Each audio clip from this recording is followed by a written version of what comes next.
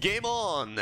Team Russia against Granit Gaming. We are in the... let me think about that real quickly. The loser bracket final. No, actually this should be the consolation final.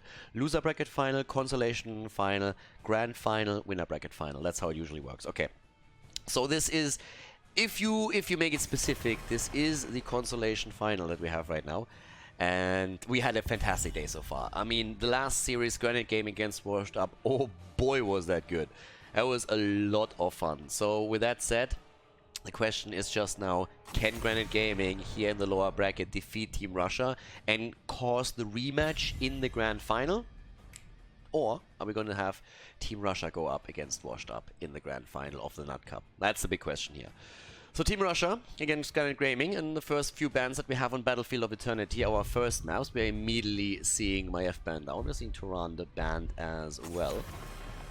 And Tracer is also banned out here again, in this case against Granit Gaming. The teams have actually been a little bit naughty and switched the sides, but I'm just now seeing, so I have to actually adjust that real quickly, and we're going to do that. So on the right side, as you see, is actually Team Russia and not Granit Gaming, so that's a little bit unfortunate. But yeah, we're going to put that into play real quickly. And on, I was already wondering for a second, why would you ban out that Tracer? Yes, we have seen obviously also good Tracer players on the side of Team Russia, but at the same time it was mostly a ban that we've seen in the other way around. So now that we have that fixed, it should be a little bit clear. Team Russia obviously watching those games with tie on Tracer and therefore getting rid of that hero. At least for the draft here. So the Russian team banning Tracer, banning Tyrande. The Tyrande ban really goes straight up against Henning, who has been doing wonders with that hero against Washed Up. Then again, when you're looking over towards the Russian team, what you want to get rid of from the perspective of Granit Gaming is first of all, of course, that's Nuburak from Stalk. And they opt in for Maiev over Imperius, which they themselves might actually get. I mean, Granit Gaming has been toying around with that hero for quite a bit, up to a point where Washed Up even banned it against them. Alright, Malfurion is taken by Henning, and Jaina. Jaina is just becoming more and more an immediate pick from the teams here. Super strong hero, great burst damage, especially after you complete the baseline. Good survivability also, because you can dodge with your ice block. And Farlander on the other side has Hanzo already locked in for his team. And again, this is a best of 3, and this is the last series before we are heading into the grand final, where Washed Up is already waiting for their opponent, which pretty much only means that we are now in a setup where the losing team again will drop out of the tournament. We've come pretty nearly to the conclusion to the final setup here. And I honestly don't know who I would favor in this series. Team Russia today looks like a different team. They definitely do. But then you look at Granit Gaming, and it was always the question, how will they measure up against Washed Up? How will they do in the winner bracket? They had an early death win in the tournament, I think, because one of the team couldn't actually play on day 1, unfortunately. And then they went up against the Meme Machine, which compared to other teams that we've seen, didn't quite measure up yet. I mean, they are still getting better and better all the time, but still, now you look at Granit Gaming after the series against Washed Up, where they nearly took it. And you're asking yourself, can they take the Russians down? It's gonna be a neck-on-neck battle, that's at least what I expect. Now, Anna has been banned out. And yeah, think about that, I mean, this is just coming back to me now. They actually defeated the Swedish team, like, Team Russia defeated the Swedish team Bolo after they lost the first map because of a death win for their opponent. Because they had a death loss themselves, because they used the wrong ability against the rules, and then bam, they were 0-1. And they still won the series. 2 in a row, even though in a lot of those games they were behind. Look at this. Again, we're having Zarya taken. This time actually Zarya selected by Ty. I'm not quite sure if they're going to switch that around or if they claim that. But Granit Gaming on Battlefield of Eternity is playing this a bit different here. Mal'Ganis is even being dropped by Team Russia. Alright. Time to shine here with the Dreadlord. What's the last pick? Is Menaldor going to pick a hero for Ty now? Is Ty really going to play Zarya? Going to switch it around a little bit? Or how is that going to work for them? Battlefield of Eternity, Tyrande banned, Hanzo taken. If you want to play Avala here, you can. I mean, this is an arrow build usually that you will see here. They need damage against Timon. They go for Malthael. Malthael is chosen. Battlefield of Eternity, ladies and gentlemen. Best of 3. Our first map starts in a few seconds as we have Granit Gaming going up against Team Russia. Game number 1 is starting up as we are looking at Battlefield of Eternity on the left side. Granit Gaming, after their loss against Washed Up, they find themselves in the lower bracket. We have Henning on Malfurion, Menaldor on Malthael, Swamgrota on Zarya once again. Lauba is playing Garrosh, and we have Tai on Jaina. So definitely switching the heroes around a bit after we've seen them initially picked in the draft here and not really sticking with those roles. Would have been interesting though to see Tai on Zarya. But I really liked what Swamgrota did in the last game on Zarya, so I'm pretty curious to see how well they can do now with Zarya again. Because let's face it, yes, they lost on Infernal Shrines against Washed Up, but they still played a fantastic game there, and that could, maybe should even have been a victory. Now on the right side of the map, we have the Russian team now with Stalk, this time on Tyrael, Toxic on Mal'Ganis. It's interesting that we have not seen them go into Imperius, but if you think about it, oftentimes when they play Imperius, they're really playing around those stun setups. We've seen that previously with slows through Leo, and then the stuns that come in from, well, let's say, for example, Nuburak, and then the follow-up with Imperius. Fallen down Hanzo, we have Kolya Marishan on Rhaegar this time. Keep in mind, Tyrande was banned out, Malfurion picked away, so Rhaegar seems to be the third go-to for him these days. And Banabia, who has really made a name for himself on the assassin role, is playing Li Ming. Straight heading into our first one, and yeah, let's see how this is going to plan out. Actually an adjustment already in terms of builds. No pinpoint accuracy here, instead feel the heat, baby. Alright, going to try and get all of that additional damage out with the basic attacks here. That can be absolutely brutal. If you're soaking that damage, I'm actually expecting Swamgrota to run into more than only one Immortal stun, just to make sure that he gets the extra damage out later on. Also in terms of talents, time to feed. And apparently his dog is taking that to heart. Or trying to. Nope. Gets away with his Tyrael here. I just simply love that we have certain players where there's key heroes or trademark heroes that they play that get continuously banned out. I mean, Stork can't get in a Nuburak these days to save his life, and when there's the rare moment when he actually gets a Nuburak, the opponent's team immediately, no matter of win or loss, starts banning out the hero on the second map again. It's like, okay, lesson learned, we get it now, and get rid of it. The same is true with Tai and Tracer. I mean, Tracer in general is a hero that we have a few players that are very known for their performance on that hero, and when he gets banned, it's a lot of fun to actually see that. But when it comes to talents, we have now also on level 1, first of all, for Hanzo, simple geometry, once again. Already starting to complete this here. And the important part is also when you're looking over to Li Ming that we're seeing her on level 1 with Power Hungry. So probably Dominance coming in on level 4, Calamity on 7, traditional build normally for these setups. Want to play that, and damn! Siege, baby!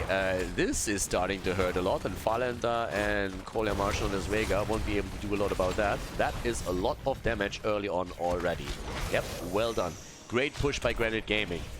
And Team Russia kind of has to react to this a little bit. This is a problem because the Shaman camps that will eventually push through the bot lane for Granit Gaming are going to become a massive issue. Farlander here barely gets out, and yeah, Lauba made already some sick plays on Garrosh in the last game, and it looks like they're trying to continue the trend here in the lower bracket and go up against Washed Up in the grand final once more. Time for a bit of a rematch, apparently. Wow, Li Ming gets actually shredded. She's not the only one. Look at the little doggy here running away with half HP. Not looking too hot either. On level 4, we have the speed barrier again. And the speed barrier, I mean, we talked in the last game a lot about speed barrier with Vala in the last series. But of course, one of the things that we still have to point out here is that speed barrier also with Lauba is insane on Garrosh. I haven't really highlighted that. I think it's pretty obvious. If you have a hero that thrives on being close to opponents, like this one for example, it gives you quite a bit of value if you speed that hero up and make him move in. I mean, we have seen other heroes that can speed boost someone already having the same effect on Garrosh, and of course on level 4 that becomes even more dangerous, and that gives them the kill against Tyrael. So the early game is going really well for Granit Gaming, at least up to this point. Another one thing that they haven't done is take their own camp. So they haven't really done that. But here's the same play. The speed on him, and they go for Barnabeer, and he is down. Another kill secured. Level 6 for them already, and it is just continuing to rack down against them. There comes Toxic, though, with a Nightcore, immediately getting them sleeping. Ooh, starting to stun. Mal'Ganis gets out. Fell Claws, baby. Yeah, that mobility really helping out for him. Lauber is already speeding away. Lauber is at this point pretty much a race car whenever he gets that shield. He's just sitting there.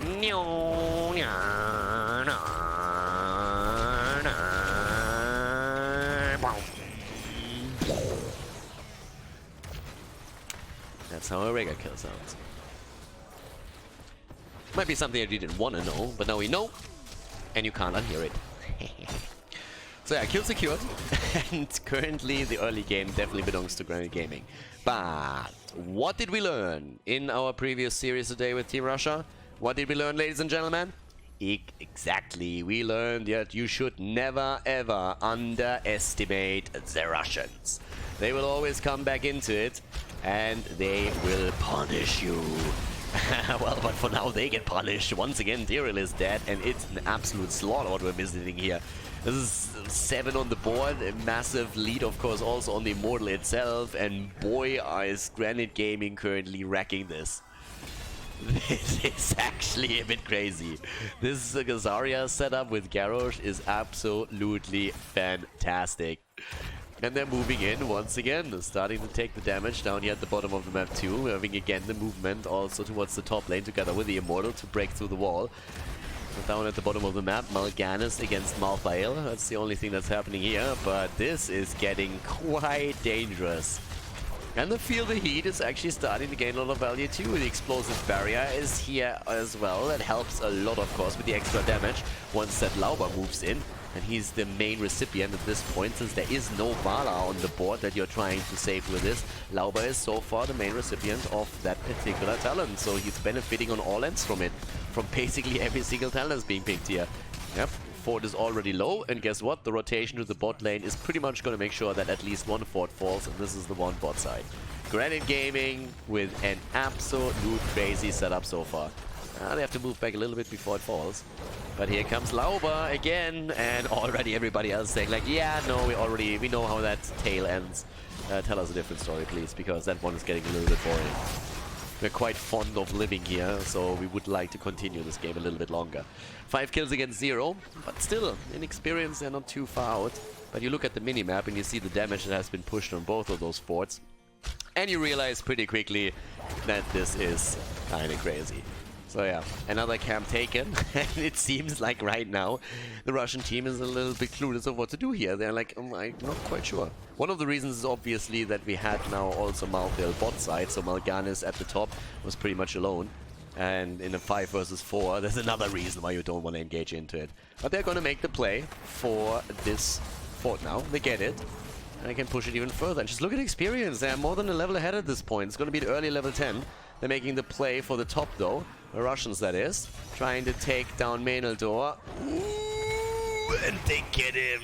Close, but they do. Not a close call, but they definitely get the kill. Just before the level 10 ability comes in. And now we have that. In another 18 seconds, we're going to see the next Immortal spawning. Jaina has already taken the top side, so that we're going to see the extra experience not going to waste. But they're starting to make another play for fort number 2. They're just not stopping. Can't stop, won't stop. Both forts down. Level 10 abilities make it possible. And now the Immortal is, of course, on the map, and they're starting with a rotation here. But 2 forts already taken out, and that is super early in the game. The situation for them couldn't really be much better than that, considering that we are only 7.5 minutes into this.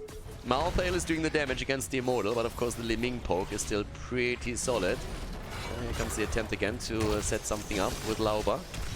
Stalk, on the other hand, is turning it around against Zarya. Arrow gets dodged though. Yeah, that's a long time of nothing. But the fight itself is still raging on. There's the Ring of Frost.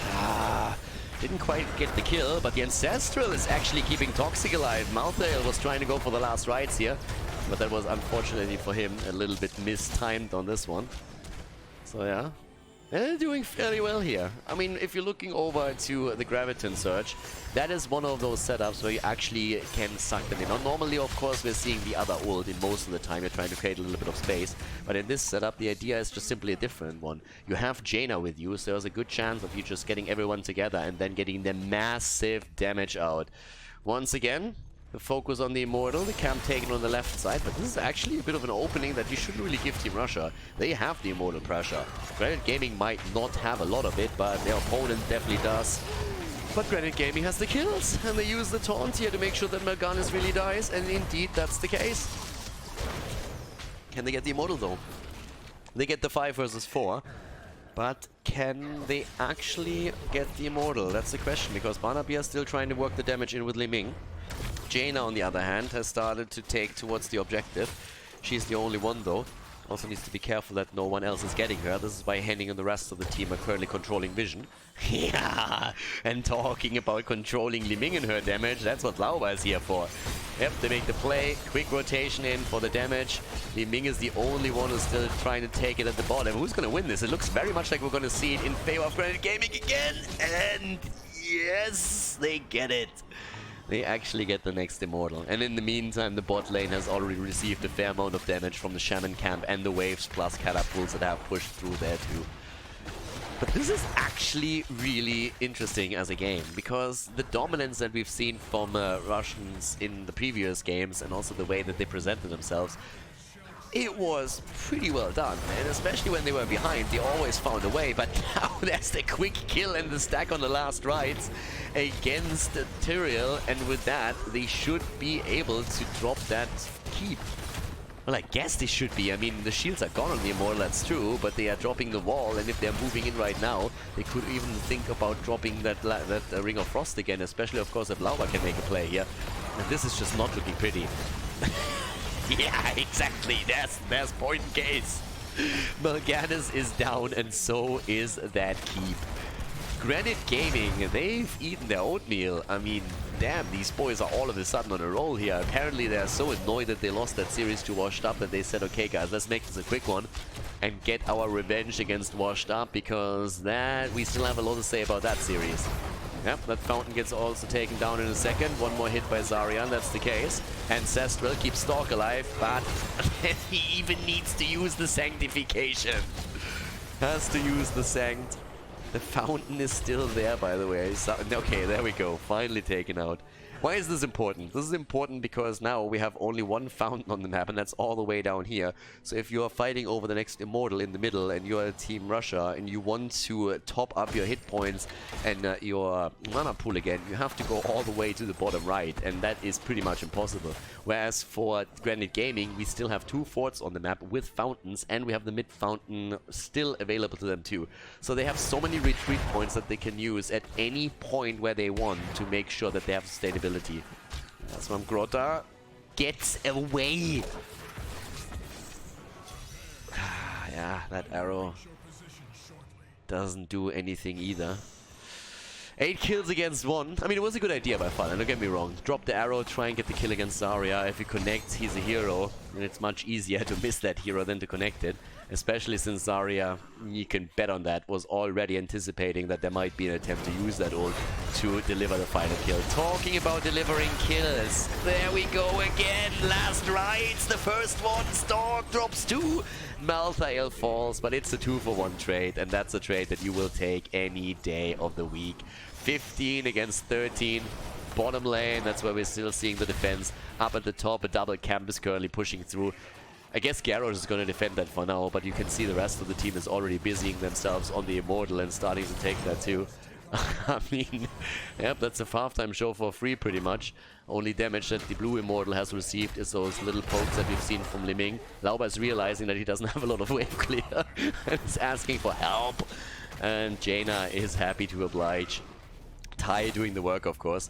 13 versus 13 talents.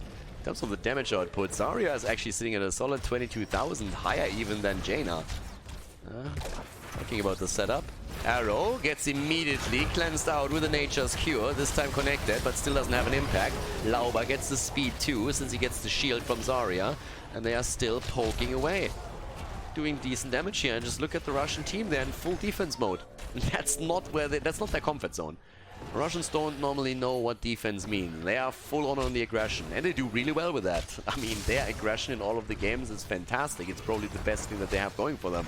They're well-coordinated attacks, and they're trying to use it against Khaldor. But now we have 16 talents on the board, and things are starting to get dicey.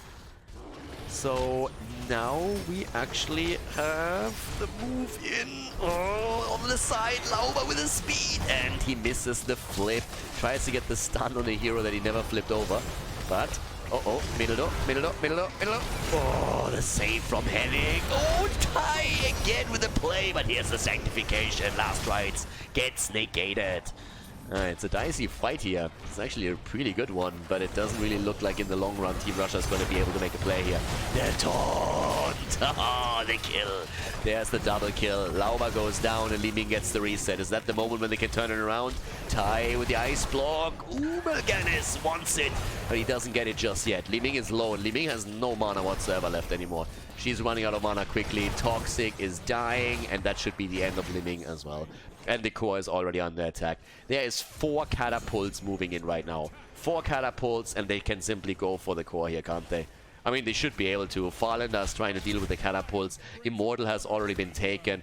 The shields on the core are falling, and, well, they're not going for the core directly. They're playing it safe. They're going straight for the bot lane to drop the last remaining keep here. But obviously, the Immortal is going to follow soon, and things are not looking pretty whatsoever for the Russian team in this first game. Pretty impressive performance right now from Granit Gaming. 60,000 damage, by the way, on Farlander. He has not died once. He's the only player on his team, Hansel that is, that hasn't died yet. He just escaped everything up to this point. And here's the Immortal going for the core. Toxic in the backline. Again, we are seeing the ice block of Tai, and he dodges the combo, the Ring of Frost. Let me show you a magic trick. Making Hansel disappear. They are making more disappear than only him. Melganis goes down, and yep, so does the core. The shield's already gone. Rhaegar's dead. Tyrael and Liming have died. It's a 5-man team wipe, ladies and gentlemen, as Granit Gaming takes game number 1 and claims the victory on Battlefield of Eternity.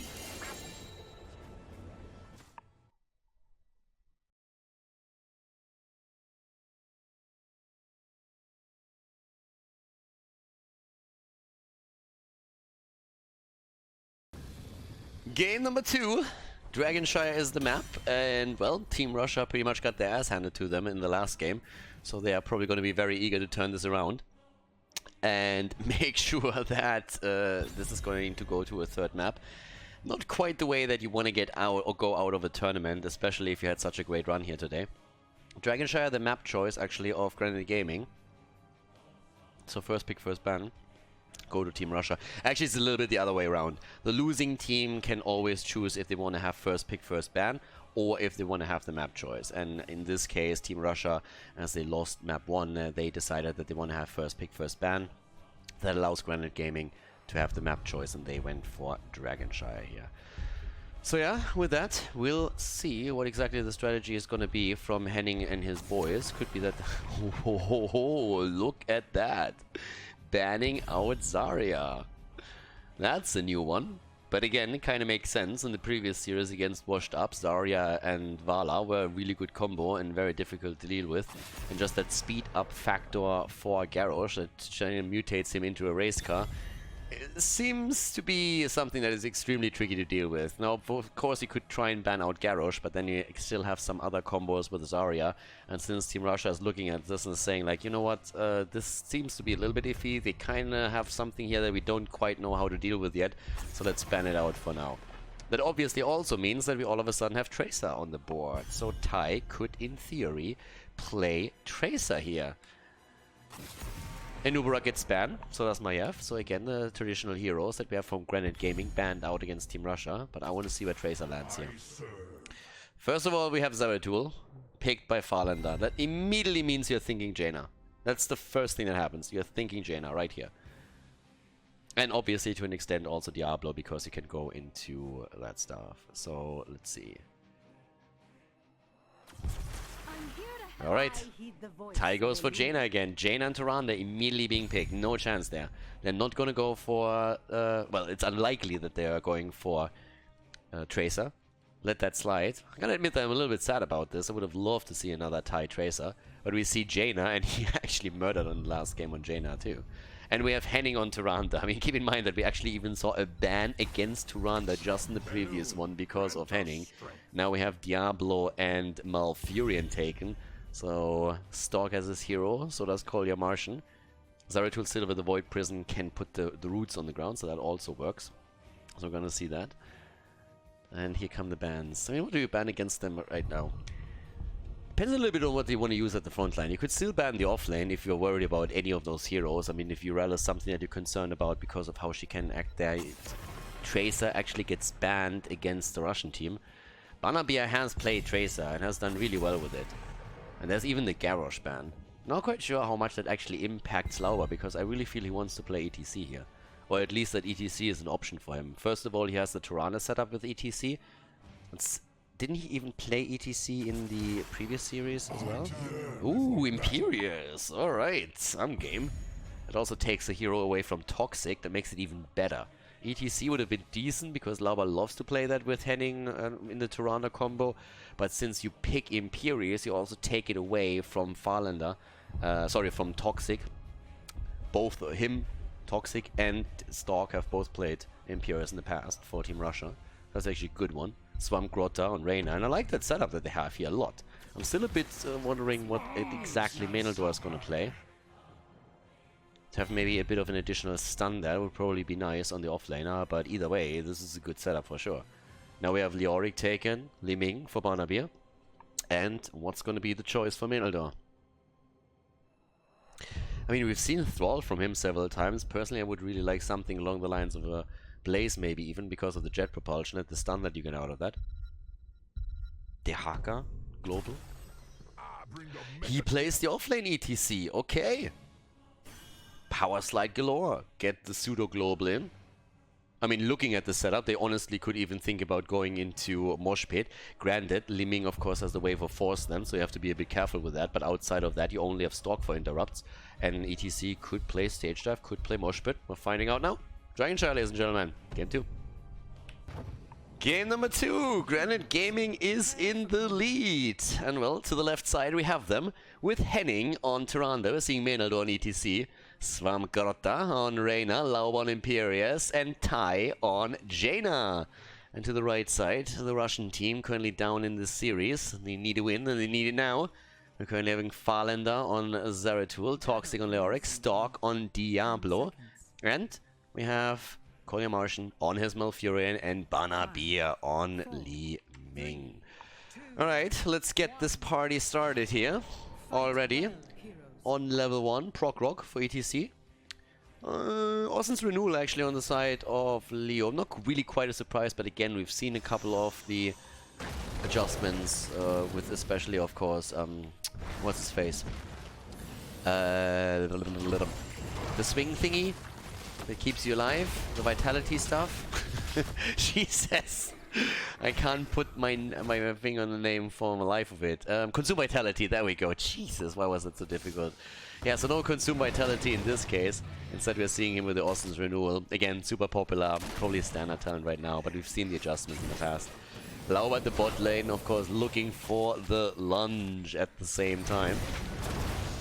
Well, Khaldor Martian and Li Ming currently as a duo here. We've seen both of the teams trying to interrupt some of the rotations. You could see, oh, is that the setup? Ooh, yes, that is indeed the setup. Right there. And a good one at that. Down goes Diablo. It was a quick kill right there. I was just talking about the rotation interruption that we had a little bit previously, because we had a couple of moments where you could see heroes between the mid and the top lane trying to wait for the ETC rotation and take him down there. That didn't quite work out though. Slid away a little bit too quickly. Up to the top. Still having a setup in which we have Meneldoor holding the... I mean, Meneldoor has currently the problem that on ETC you kind of like the wave clear until level 7. That's when Echo Paddle kicks in. That's when you have a bit more sustain on that lane. So for now, he's just sitting tight, sitting back, and is dealing with this. For him, one of the things that works is that his teammates No way! I was just saying that his teammates stole all of the cams away and got the double siege giants. But I think they didn't really expect that there would be such a cheeky attempt for the Dragon Knight. The Russian team once again gets a pre-2-minute DK. Now again, that is going to do too much. But it's still awesome to see it, because they were like, guys, is someone interrupting that DK? It's like, I thought you were interrupting it. No, I thought you were interrupting it, and all of a sudden they just don't make it in. You could literally see the shot fly as Stork gets the channel through. And he gets a free wave clear through this. I doubt that they're going to get any big structures because the Dragon Knight is still too weak, but it's always funny to see that. And for some reason, it seems like it's always the Russian teams that sneak in those super early Dragon Knights. Priceless. Absolutely priceless. And it actually costs them the wall in the middle after all. So, yeah, Stork moves away from this and is like, my work here is done. Oh god. Yeah, so ETC playing this a bit safer now because of the missing level 7 talent.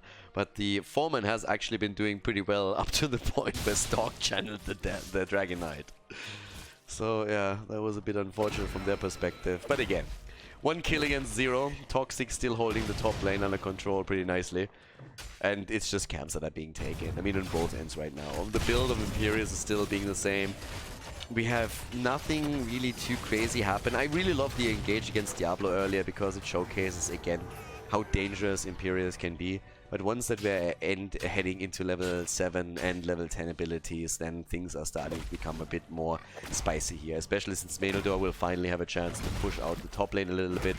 Because right now it's just sitting there as an XP soak. XP soak hero. And he needs assistance, of course, now too. I mean, the camp is actually timed, so it's working for them. We have at the bot lane commitment here. There's the Echo Paddle right now.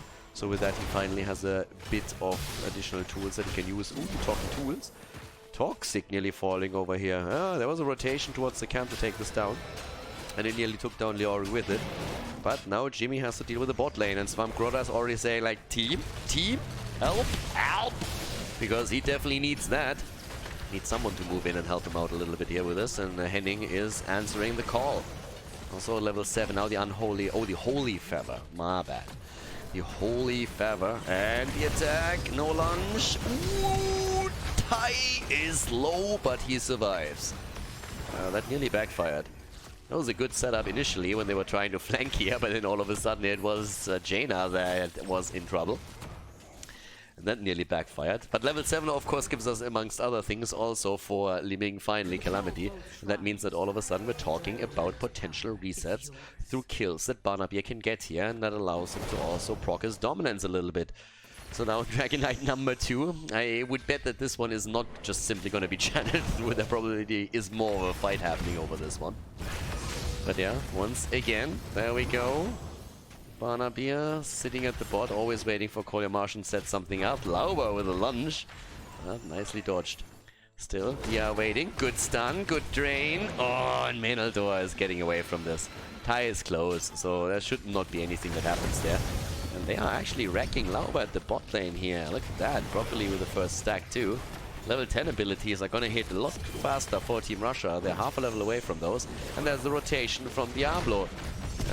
Penetrating round, but Lauber is still in trouble. There's the stun, and Lauber should fall. Yes, he does indeed. Good rotation. Yeah, that's more like it. The Russian team is definitely firing back this time. Last game, it really seems that they were not prepared for that Zarya and Garrosh combo that got thrown against them. It's actually interesting. It really feels like the Russian team, if you think about game 1, again another DK, that the Russian team is in a setup where they're a little bit tricky, where it's tricky for them if they are faced with something that they do not know.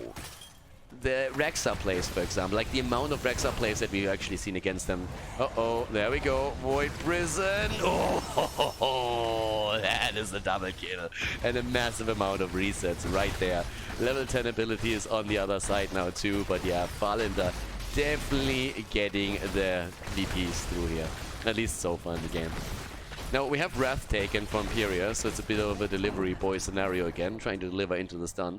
But just to finish this thought from earlier, The setup with Zarya and Garrosh was something that they didn't look like they were prepared for that, so they had trouble with it. And the same was also true with those Rexar plays that were often coming through.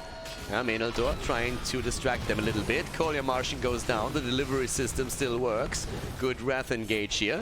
Dragonite is still there. Another lunge, another stun. Is there enough damage? From Grota is getting the first hit in. Power Slide comes through, pushing Stalk back. And they're playing ping pong with Diablo. And they're getting the damage and the kill in. 3 kills against 4. All of a sudden, this entire setup is really interesting. ETC jumps in, creates a little bit of space, as we already have Lauber delivering the kill opportunity. And now they're trying to see if they... yeah, okay, Fallen gets actually hit by that owl. This is like, you can't see me, I'm in the corner. Ah, well, Hedwig comes in and brings them back to Hogwarts. It's a fun game. This is a fun one already. The first game was brutal. But this is going to be a bit of a closer one. The cool talents that we actually have in terms of power spikes on the side of Granit Gaming is definitely Proc now, just 2 away from being completed. 6 stacks already on Henning, who really excels with Tyrande. I mean, we've known that for a long time now. That guy just knows how to play that hero. And every single time they have Tyrande in the setup, she's not just nilly picked.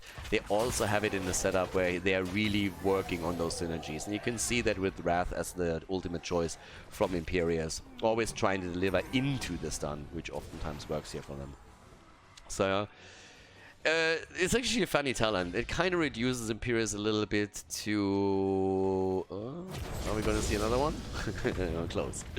It reduces Imperius to a delivery boy. All of a sudden he works for Postmates again. Uber Eats. And just delivers those kills. But as long as they're getting them, who cares? Talking about delivering kills, Stalk is looking for one. Is he gonna find it? As the setup.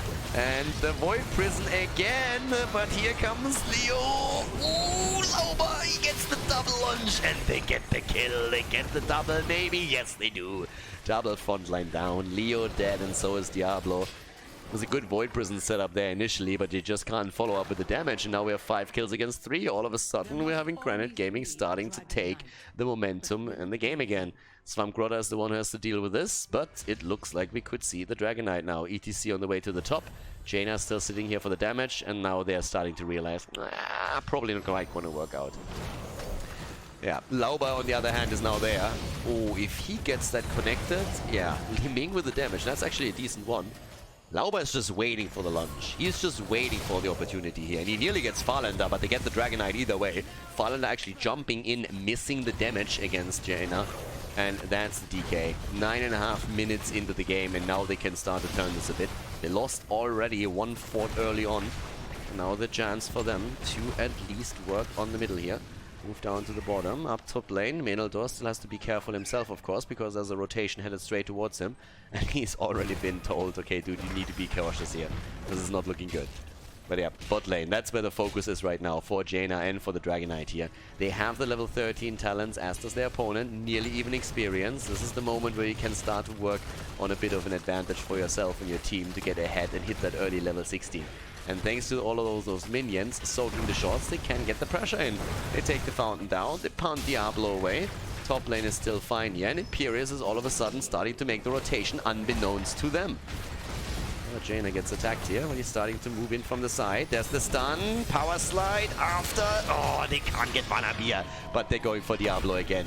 There's Diablo, and they might even get the kill, but where's the follow-up?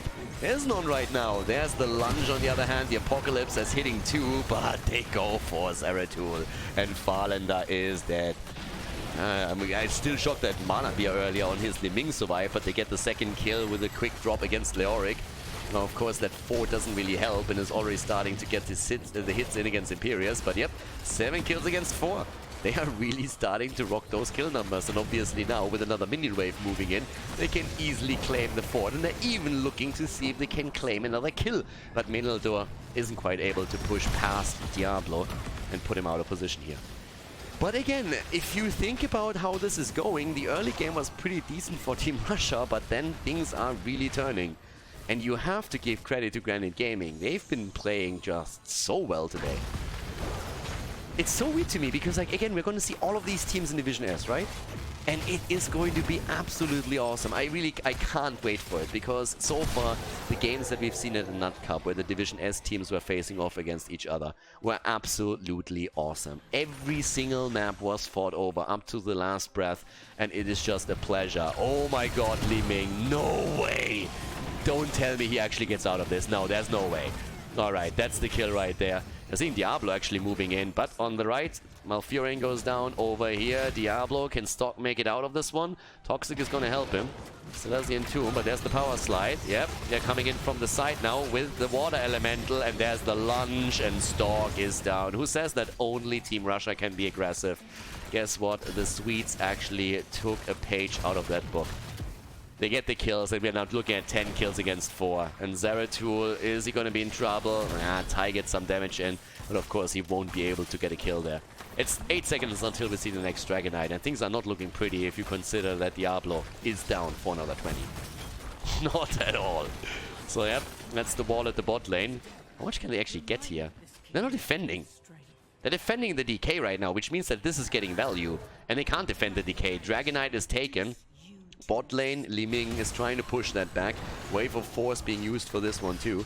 I don't think I've seen a proper Void Prison into Apocalypse yet, by the way. We've seen some decent Void Prisons, but I don't think I've seen the proper setup yet. I might have missed it though. I'm totally willing to accept that. But yeah, now with a 16 on both sides. Oh no, Zeratul!